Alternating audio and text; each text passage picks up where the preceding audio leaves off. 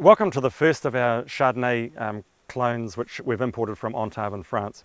And before Nick and I have a look at those, I'd just like to tell you a little of the story about ENTAV, who they are, how they came to be, and how Riversun, our connection with them as sole licensee for all the ENTAV selections now in New Zealand.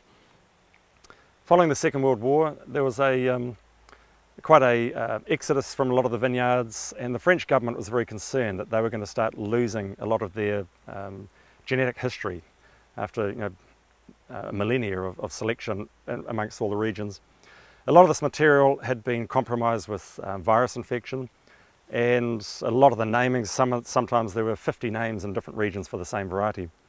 So ENTAV's job was to go out, scour the country, collect this material, put it through a sanitation program to remove the worst viruses, and select and come up with clonal selections which were typical of variety, high health, and productive. And I mentioned earlier on how you'll see over 40 years of clonal selection the change from big bunches, big berries, tight bunches, through to the most recent selections where you've got quite the opposite: small berries, small bunches, loose. So Riversun, we set ourselves the goal in 1998 of producing the highest quality grafted grapevines in the world and be able to prove it. And we knew to do that we had to become a licensee for ENTAV. So we started negotiations in 1999 for that. We were signed up in 2002, and from 2003 onwards we've now imported over 50 ENTAV clones and varieties. So now let's have a look at the Chardonnay 121. So I'll hand over to you, Nick, if you want to talk to us a little bit about what you're seeing here. Okay, so Chardonnay 121 firstly was selected in Champagne, so it is used for producing champagne or sparkling wine. Also a lot of it all planted in Burgundy for still wine as well, so a multi-purpose variety. Clone, again, smaller berries I think than clone 6 or 2-bar-23, still quite tight bunches.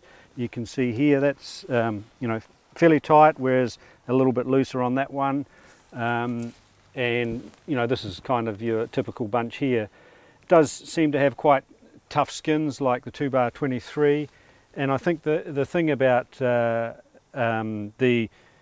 121 is the intense and bright citrusy flavours that it delivers, and I think that's an important part of sparkling wine, why it makes good sparkling wine. But depending on the style of Chardonnay, it can add something to the premium still wines as well.